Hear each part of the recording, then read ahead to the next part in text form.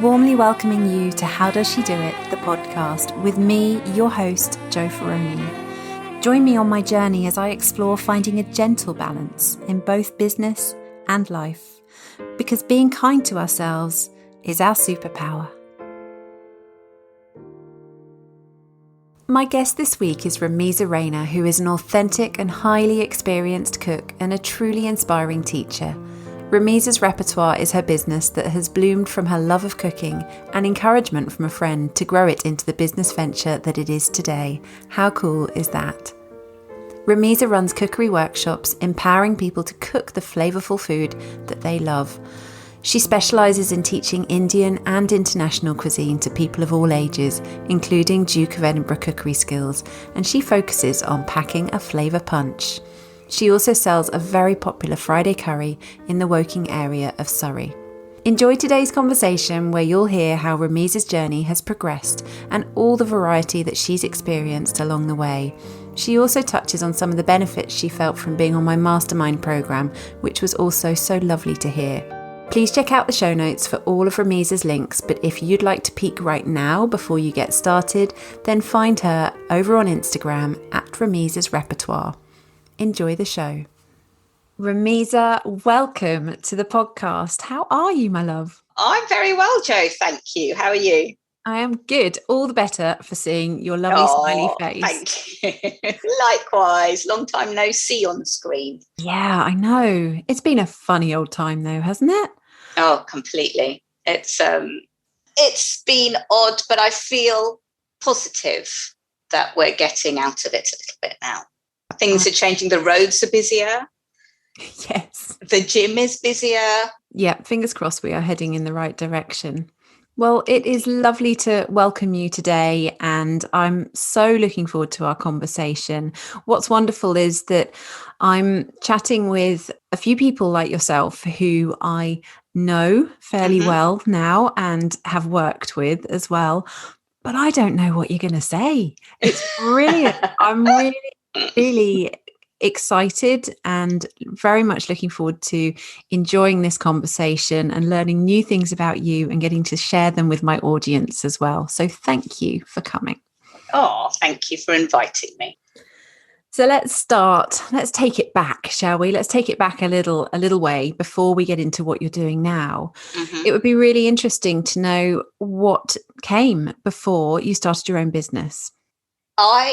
A very long time ago, Jo, a very, very long time ago. It seems a lifetime ago. It seems I was a different person. I think because it was my life. I don't know if your life is the same.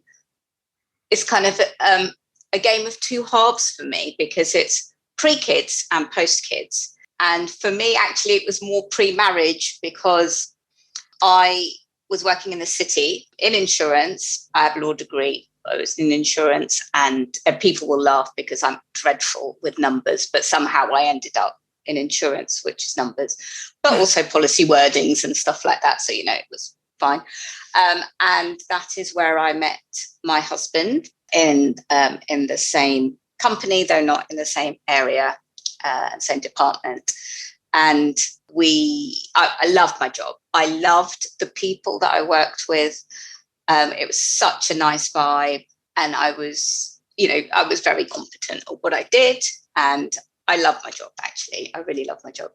And then we got married, and before we got married, he knew that he had an opportunity to be stationed in Paris, and it kind of all changed for me very, very quickly and in a short space of time. And that I got married, and then I think a couple of weeks later, we went on honeymoon. And then when we came back 2 weeks after that, I moved to Paris. So I gave up my job. I got married, got a new name, and moved to a completely different city where I didn't really know anybody. And Paris, don't get me wrong, it is beautiful. It is a beautiful city, and it's got a beautiful vibe. But it was odd. Everything changed. My whole identity kind of changed, was flipped. And we were busy. I was then busy looking for an apartment and then busy getting the apartment kitted out because in France and like a lot of Europe, you don't get your apartment fully kitted. So there's not even a kitchen. So, Wow. But that was also the time when I really started cooking independently by myself, which I had done. My mum had always we'd always cooked, and, I'd always sort of cooked. But you kind of cook with somebody else's recipes in your mind. They cook the way that you cook, and then you become independent and kind of cook what you want to cook, how you want to cook, maybe experimenting. And, you're influenced by other cultures around you. So, French cooking or whatever, the Moroccan cooking, they have a lot of, those kind of cuisines there as well. And then I had my first child out there. And the French hospital food is fantastic, by the way. So if anybody does go to France, they really look after you, as opposed to it's a new mum, they know what you need. Because you're starving, aren't you? At a certain point, when that milk comes in, you are starving. Absolutely. So anyway, they were very good. But then we moved back after a couple of years, because we just thought we've still got grandparents, Paris is not far, but still it would be nice to be together. And I ended up, because I knew I was going to probably be having another C-section, and I had a very active toddler, and I was expecting my second, that I would need help. And I never ever thought this because I was born in London, but I've been in Woking for most of my life. Went to school here, that I moved back to Woking. It's not really there's nothing wrong with Woking, but I just didn't think that, having lived in London and somewhere else, that I'd move back to Woking. So moved back to Woking. And I had my second child here, and I kind of stayed here. My husband was happy. It's a very good commute into London and very convenient for airports and stuff like that. He's travels a lot, or travelled a lot. Yes, pre-pandemic. Yes, pre-pandemic. And then that was it. So I haven't worked for, 15, 16 years. Mm-hmm. So, and I think when the kids are young, you're very, very caught up in the kids, to be quite honest with you. Hats off to the ladies who work and have kids. I just didn't manage to do it at all. Neither did I, Rameeza. I just didn't. I couldn't. Then, then I was getting involved in sort of things at school, committees at school. Yes. To do something, I guess. And I think I really threw myself into that. I did a couple of ad hoc charity cooking events, and just, sort of, if we were getting together, then I'd cook. And it was always very well received. Then when my term of office had come to an end, kind of thing, I did it for a couple of years. I was like, I don't know what to do. What do I do? Do I go back to the city? I don't think I want to go back to the city, because I just commuting with the kids, and, if my husband's away a lot, then predominantly, actually, I was kind of juggling things as a single mum. It was all down to me. So what do I do? I look for something part-time. And I went for a second interview with a job, and I didn't get it, and I cried. Oh. And then I knew I really need to do something. I really need to do something for myself. But what do I do? That's the key, isn't it? It's about doing something for you. Yeah. Really, really key. Absolutely.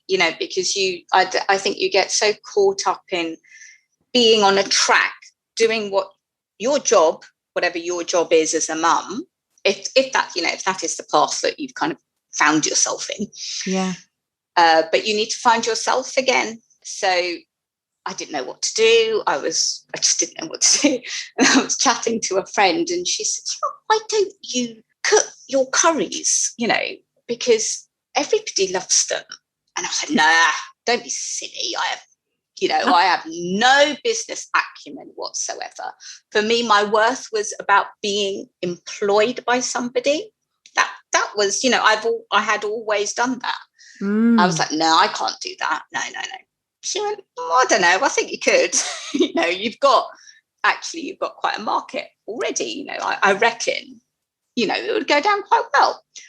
And then I went away, and then I thought about it, and I thought, what have I got to lose? From an Asian household, they tend to have big gatherings. Okay, so we have these massive vats, these massive pots. And I thought, my mum's already got these pots. Yeah. There's no outlay for me whatsoever. So within the space of a week, I think I had done my health and safety people. They had ran the environmental health round. I had done my health and safety level 2 certificate, whatever I needed. And I'd sent out an email going, I'm going to cook. Does anybody want anything? This is what I'm going to cook. And I did something. It wasn't even a curry. I think I did a tagine to start off with. It went down really well. So first of all, massive hats off to your friend for saying what she said. You know, come on, you could do this. People will love it. The market's already there. You know, give it a go.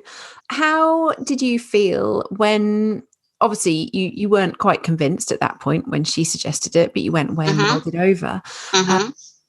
So something must have clicked for you to have then gone, all right, I'm going to give it a go. But not just that, going and getting the health and safety and, you know, doing what you needed to do with quite a lot of gusto by the sounds of it.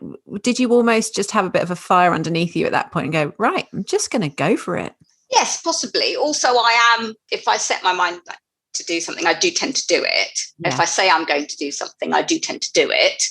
And I tend to just, go with it. Do you know what I mean? Once I've set my mind on something, I kind of go with it. But I think it must have been something that I felt that I could do, which was fairly risk-free, probably. Do you know what I mean? Yeah. Because so what? If it doesn't work out, it doesn't work out. I don't do it. I haven't lost anything. Really. So it felt quite safe. Maybe. Yes. It also felt safe. I think you're right there. It felt safe, as well as something that I felt that maybe I could do this. Yeah. When I just used the word safe there, I thought, crumbs, I don't want that to sound like I thought you were taking the easy option at all, because that is not the case. I think it's incredibly brave because actually you were putting yourself out there. You know, you're putting your personal work and skills out there to other people. So yeah, I suppose in a way with food, like with art, it's down to people's tastes. So some people don't like things that are sour on their palate. Sometimes some people don't like spicy. You know, they just don't like certain things. And I get that within my family. Yeah. You know, so everybody's taste is different. So with food, I try not to take things too personally. Yeah. Because, you know, if you don't like it, you don't like it. It's not necessarily something that I have done wrong. No. It's like art. It's down to your taste and your palate. So it was, criticism was going to be there, but I am always up for feedback, genuinely up for anything that anybody says to me, because I take it all constructively. Yeah.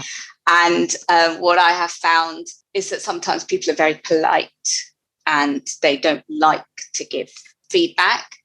And those that do give me feedback, they get the most amazing, I love you, you're wonderful, because you've actually said something to me and what you think I can improve upon.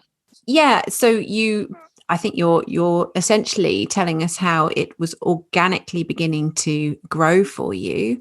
Yeah. And that I think that's just brilliant that you were very, very accepting of all feedback, because that in itself actually is very brave, because our businesses, particularly when we've grown them from that tiny seed, you know, within us almost, they're personal, actually. They are. So if you can take feedback and use it constructively and be able to learn from it and grow from it, I do believe that is a very, very important part of being a business owner, actually.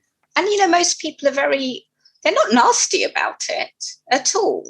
And let's be honest, the way that you're talking here, it's great that, you know, people share constructive feedback, but the enormous amount of 5-star reviews that you get from your food week in, week out is off the scale. And I'm going to shout about it. Even if you're not. Well,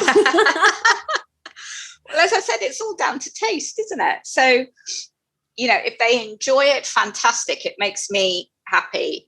But, you know, there's so many cases in point where I've cooked something and, you know, and honestly, somebody's come back to me and said, I'm not sure I like that. It was, I don't know what it was. I said, well, it had shrimp paste in it. Was it? Do you think it was that? You didn't like that? The same meal. Oh my God, Rameeza, that was amazing. I love that. So, I cook what I like that tastes good to me. And hopefully you like it. And if you don't, then that wasn't to your taste there. Yeah. But I also cook really genuine, authentic food. So always from the beginning, I wanted to cook the stuff that I cook, that I like, that I ate as well growing up, things that my mum is, she is an exceptional, she really is. She has got an amazing palate. And, she's one of those people that you give her anything and she'll just make something and it'll taste amazing. So she's got a very discerning palate. She is my biggest critic, to the point that sometimes I won't give her anything because I just don't want to know. So feedback from everyone, but my mum possibly sometimes. Aww. But she pushes me. She can push me, as well. I should imagine you're rather driven by your mum, and you just said how she's got this discerning palate. Like mother, like daughter, Rameeza. you really, I don't think you realise quite how incredible you are. And I say this quite often with clients, actually, when someone might almost not put themselves down, because I don't think you're putting yourself down, but when a client doesn't quite realise that actually I call it ground zero, their ground zero is incredibly high compared with everyone else's ground zero. Okay, so I'm using hand movements here, but I can see what you mean. Yeah, you're here and we're down there. Do you know what I mean? And I think that because you are the person that does the cooking and creates all of these incredible works of art, let alone beautiful tasting food, you almost don't realize quite how exceptional you are as a person. Oh, that's very kind of you to say. I'd love to ask you to share with our listeners about how you stepped out of your comfort zone, because we worked together last year. I think it might have even started just before last year. I think it was the end of 2019. If you don't mind me sharing this with people, no, of course not. In the mastermind group, one of the things that really came up was that we felt that your presence on social media and what have you was absolutely amazing. Your photography of your food is insane, and it all looked so incredibly professional and just spot on. It was just wonderful. But what I felt was missing was that we didn't see enough of who was behind this business, who was the creator. And I remember your face when we suggested that you put yourself out there a little bit more, and you didn't look entirely happy about the suggestion. And so we continued anyway to nudge you along and hoped that you might give it a go. There was no massive pressure, but it was just, we wanted to encourage you in a kind and loving way. I'd love you to just talk about how you did step out of your comfort zone, because as you said right at the beginning, you like to do things really well. When you put your mind to something, you're going to do it. I just feel like you embraced this opportunity to step out of your comfort zone. And I'd love you to just tell us how you found it. It was very interesting because I was very, very new to social media as well. So it's just not me. I'm quite a private person. Yeah. I am not so private now, Joe, I have to say. So, things, you change, things can move. I didn't like Facebook personally myself. So I'd never really kind of struggled with it. But somebody had said, somebody's daughter, so I needed a teenage daughter, really. Somebody's teenage daughter said to me, why are you not on social media? Why are you not on Instagram? Oh, my goodness, your food and everything. It's so I started fairly recently, I think, before, just to get some photos and stuff up, and didn't really know what was going on. To put myself out there was a whole different ball game. What I was worried about was whether it was going to be good or not, whether I was going to be making mistakes or not. So there was probably a little element of what will people think of me doing this, but that wasn't so much of an element of what if I get something wrong. So was that a perfectionism kind of definitely, thing? Yeah, definitely. I can relate to that as well. I can relate definitely. to that. But then I think you guys were all like, but you don't have to do anything major. You just do little bits, just get yourself out there. It wasn't instantaneous, I don't think.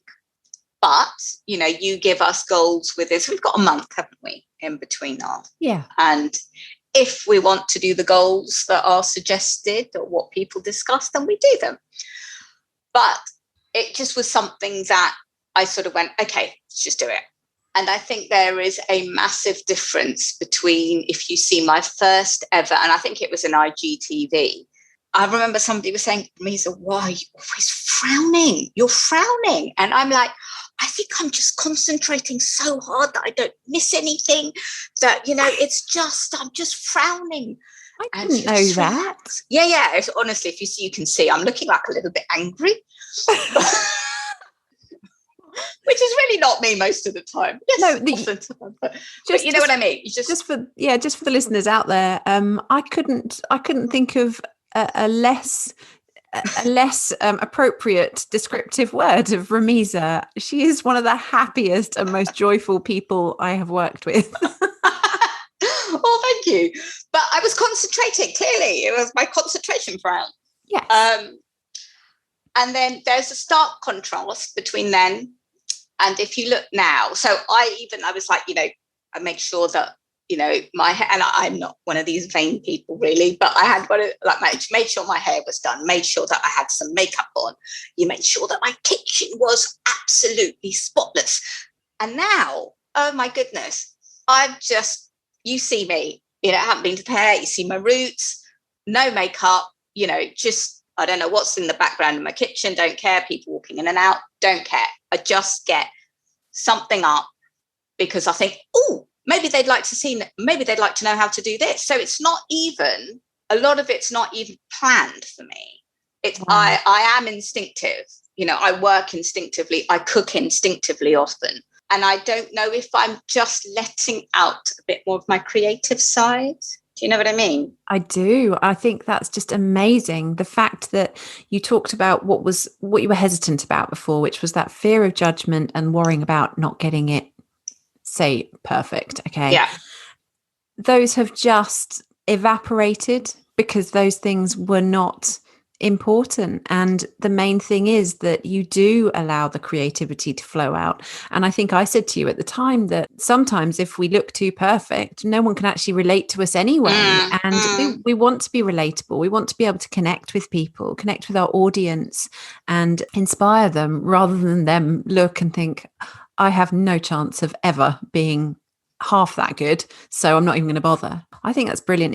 You're so real. I think for me, I find it very difficult to pretend. I had this preconception of social media as being something that was manufactured or portrayed. Yes.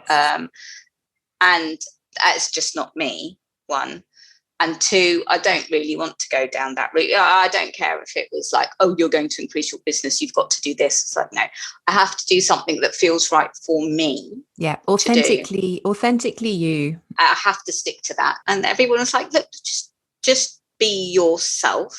Just do what you feel is right for you. So you guys did make me see that I could do it without losing myself.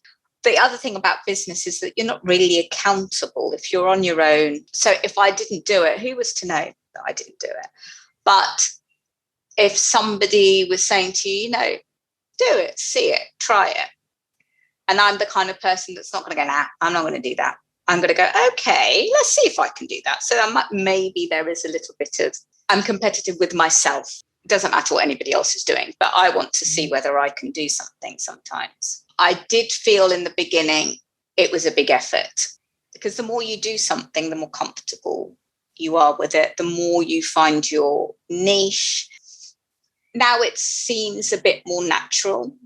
I guess also the foodie community on Instagram is a really nice one. It's very inclusive. People are always like, oh, wow, you made that. And I'm like, oh my God, how did you do that? You know, it's like sharing, and that sounds amazing. And would you say that that is a positive that came from you stepping out of your comfort zone with this? Do you feel you've got yourself a little bit more visible? You using the platform to an even greater extent, maybe, and perhaps good things are coming from it. It looks like they are. I just think that so much great stuff has come from you being brave and putting yourself out there. And I love that the workshops, which did go online during the pandemic, didn't they? Yeah. You just pivoted within minutes of the pandemic hitting, as far as I could see. You were so adaptable, and you provided so much for us virtually during the pandemic as well, with some of the cook-alongs you did. Yeah, I think it was a lot. I think there were two elements for that. For one was, I think, and I've mentioned, I think this before, that when we all shut down, there was this need. I felt this need to connect. I really felt this need to connect. I felt the need for my children to connect. And I felt this need like, oh my goodness, what am I going to do with them? We're at home, not allowed to do anything. There'll be many nodding parents listening to this going, exactly. I remember that feeling. Yeah. And if I was feeling that, as you say, wasn't everybody else feeling that as well? Of course they were. So that's why I kind of started doing the cook-alongs, which were free during lockdown. And it was things that hopefully people could get quite easily. But we did have a bit of a flour issue at one point, didn't we? I do remember the flour issue. I had to go find flour. We wanted to make those pizzas, and they were the best pizzas we've ever eaten. That's so sweet. But it also felt like a natural extension rather than a pivot. Okay. Do you know what I mean? Really great way of putting it. Yeah, it felt like an extension rather than a change. We need to adapt. We are adaptable. Yeah. Yeah, so I was driven by that, really. That's what I was driven by. What can I do with these? Oh, I can do that. I can teach cookery. I can bring people together, and my kids were involved in it as well. Yeah, they were super. It worked so brilliantly. And I think that the community aspect that you enhanced our lives with was second to none. It was amazing. And to be honest with you, the times that we came on, there was a great number of people.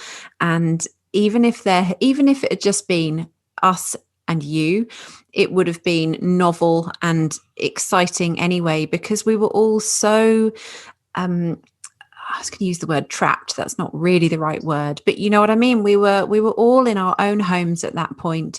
And so just to see a glimmer of someone else's life was uplifting in itself. But to be able to bring a family together where we're all mucking in and we're all, pans clanking everywhere and what have you, and we could ask you questions. It was brilliant. It was an amazing extension of what you do, and it was a very kind gift for you to offer all of us as well. So thank you. Oh, thank you. Yeah. No, yeah. I loved connecting. Now I want to bring us on to just talking a bit more generally around business. And working for ourselves can be absolutely wonderful. But I wanted to ask you, what's the toughest thing you have found in running your own business? I think the major one, which I don't think I fully appreciated until Mastermind, was the no accountability. Okay. And not necessarily having a sounding board.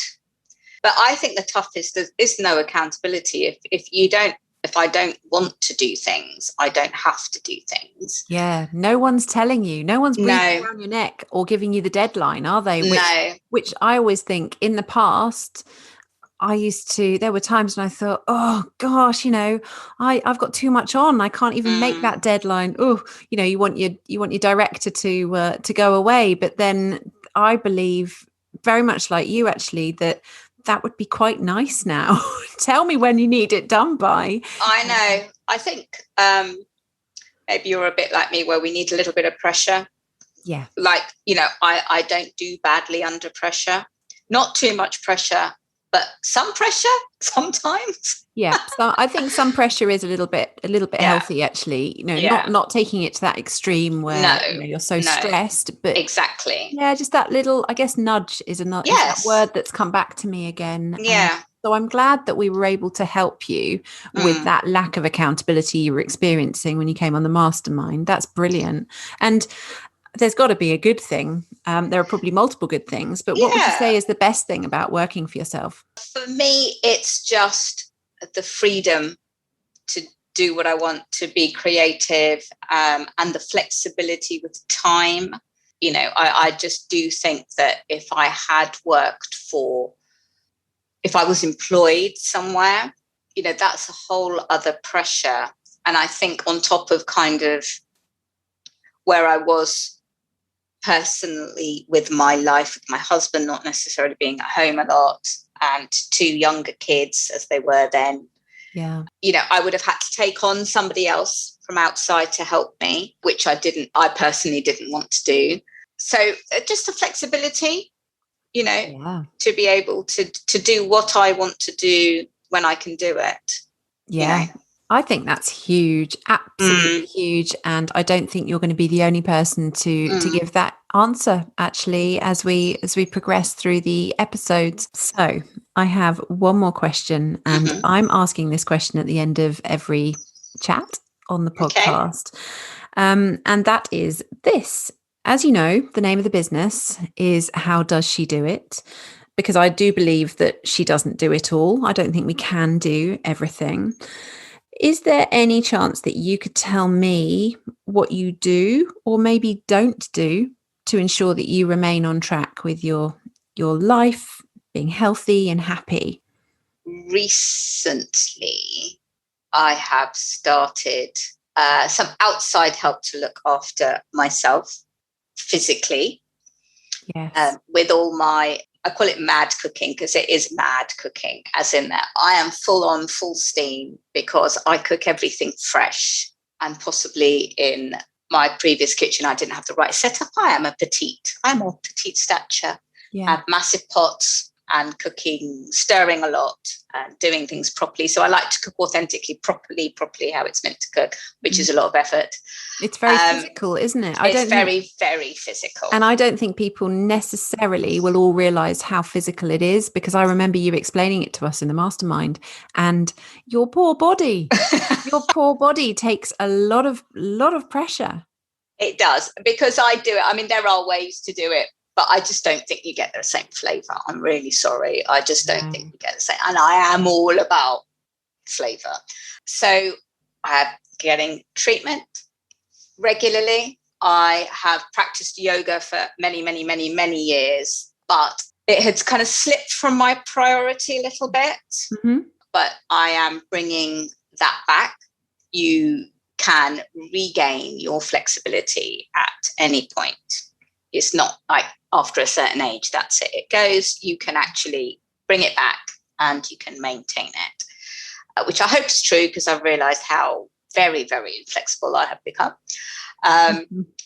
And so we've been talking about your photos and your videos and, of course, your curries.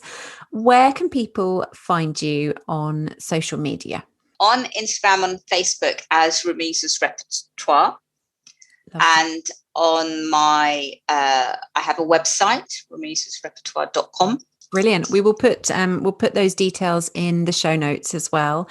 And do you have anything coming up at the moment? Is there anything you can share with us, or? All I have a couple of things in the pipeline. How exciting. I know. So I hope to be able to share something with you soon. Brilliant. At the moment, I'm just continuing with my Friday curries and just catching up on some workshops actually that were owed to people during lockdown, and still taking some bespoke ones if you want to do it, but nothing advertised at the moment. Wonderful. Oh my gosh. I feel like I've learned loads, and I know that my audience is going to absolutely, I've got a feeling their taste buds are going to be tingling, and they're going to be thinking, I need to be checking out the website whilst I'm listening to this conversation. I want to thank you so much for your time today and for sharing so openly and honestly. It's really important we have these conversations, and I'm just so grateful that you chose to come along and have a chat with me. Oh, no, thank you so much, Jo. It was lovely. Thank you so much for thinking of me.